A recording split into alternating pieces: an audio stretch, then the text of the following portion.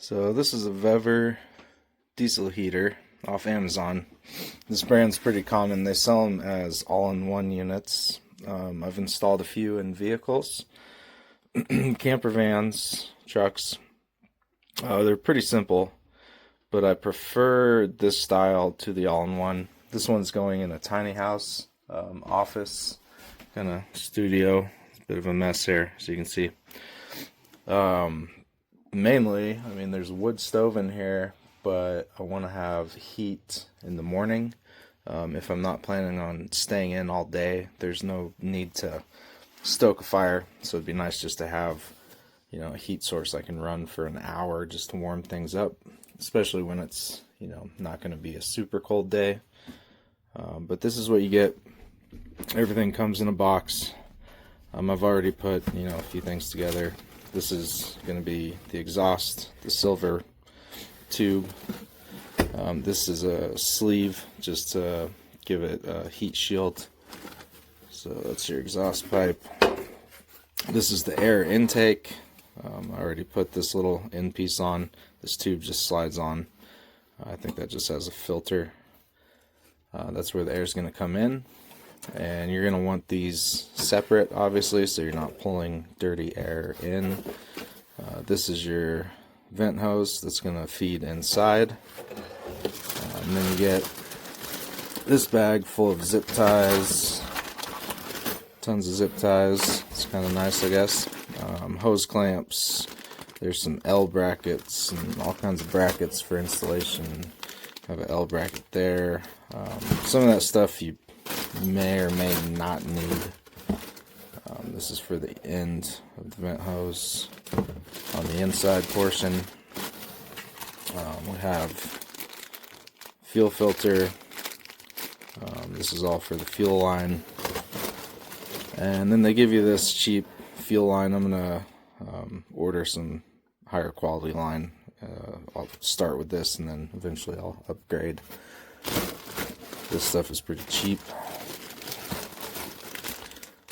More hose clamps.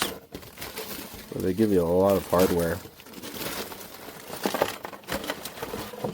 And of course we have the controller. And I ordered this one because it comes with a remote, which would be nice for control. I've already installed this plate, which obviously is just these 4 nuts. Bring that on. That's going to give you some heat protection as well. And then you can use that to mount into your vehicle, or I built a box for this. And the box is attached to a door. There's double doors. This is like a shed conversion. So I can just drill through, cut a hole through the double doors through one of them that I don't use for the vent. And it does actually come with decent instructions, importantly as well. That's your fuel pump. So yeah, I mean, it comes with instructions that kind of gives you an idea on what everything is. There's videos on installations. People do it different ways. This is going to be, let's see, I'll have to look at the instructions. One's the exhaust, one's the intake. And this one here is for the fuel line.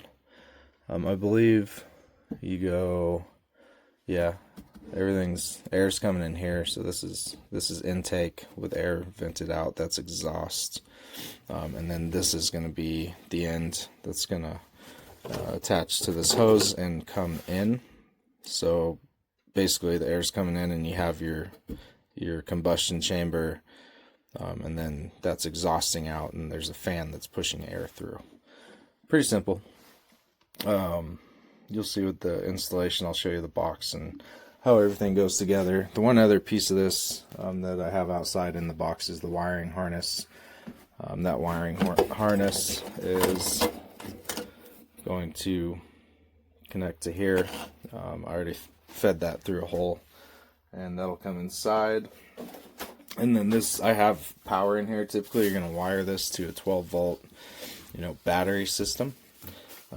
I have this shed wired, and this is a 12 volt pump, so I actually have this converter box here that's gonna plug right into the wall, and then I'm just gonna wire it up like you would with any other 12-volt system. I'm gonna end up putting some string lights and a 12-volt water pump in this shed. So I went ahead and I'm just gonna end up wiring it just like you would with a van or an RV.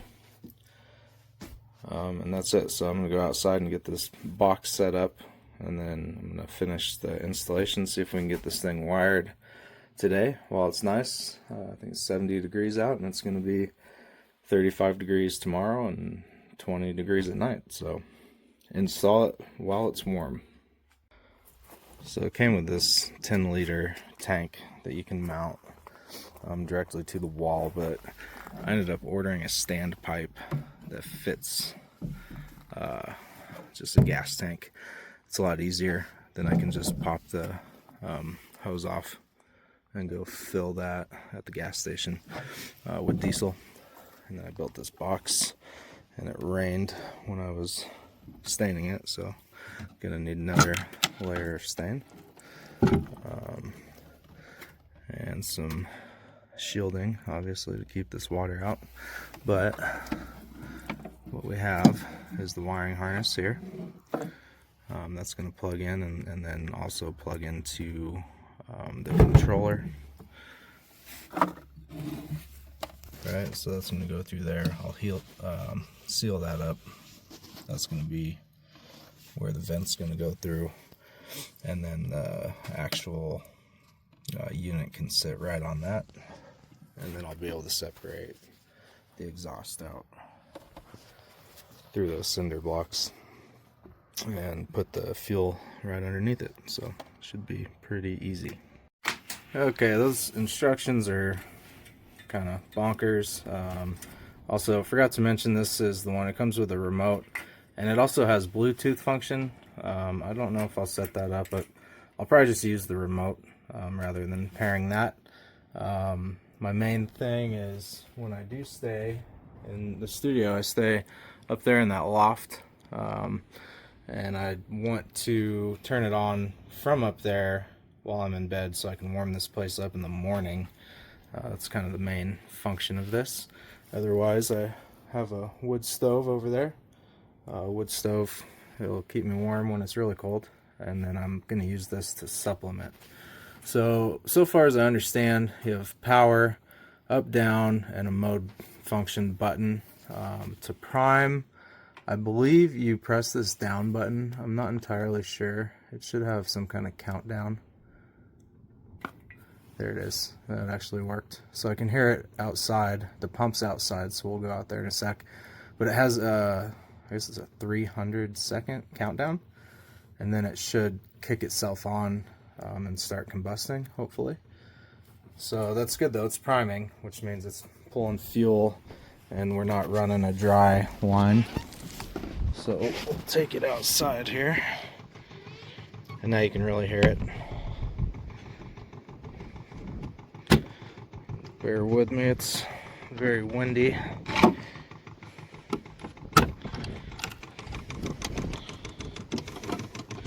So you can hear the pump working. I can't see fuel in the line yet, so it's not getting it. The actual fuel is underneath. Which you can see, this is a bottle of foam, but I have it in a full 5-gallon can. That's the fresh air intake, and then the exhaust coming out the side there. But that's working, so we'll wait for this thing to prime. I think I do. Yep, I don't know if you can see, there's fuel working into it. So once all the air's out, then we have that fuel in there, then we should start running. We'll go back inside and see what happens. Alright, back in the studio. The 300-second countdown's just about over. It stopped priming, so let's see what happens now. Stop heating. Okay. Thanks for using. I wish you a safe journey. So I guess that's all it does. It doesn't turn on, it just primes. So now let's go ahead. Start heating. Now we're heating.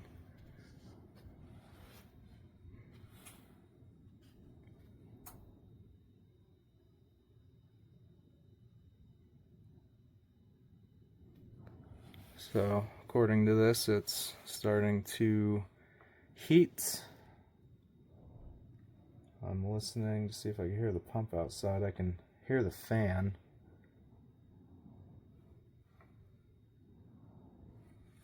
Wonder. So I'm guessing this is the level on here. So it's at 3 bars.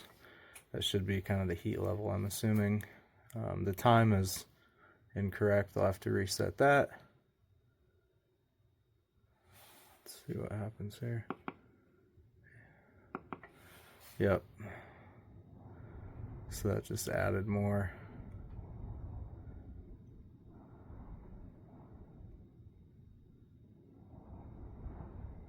All right, let's see what's happening here. So the fan's working. I don't have the end cap on there.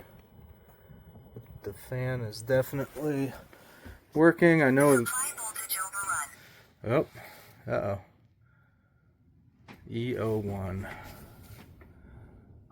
Alright. Stop heating. That must Thanks for mean using. it I wish you a safe journey. wasn't combusting, perhaps. Let's just Start heating. kick it on again, see what happens. We'll turn that down one.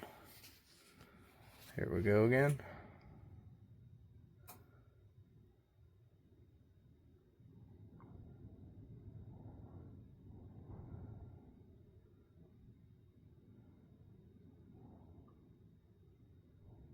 I can hear the fan working. I don't hear the pump. Should be primed.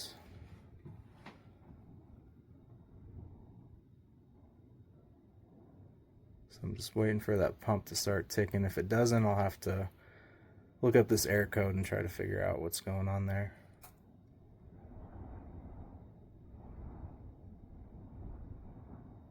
Usually takes about 30 seconds, maybe a minute.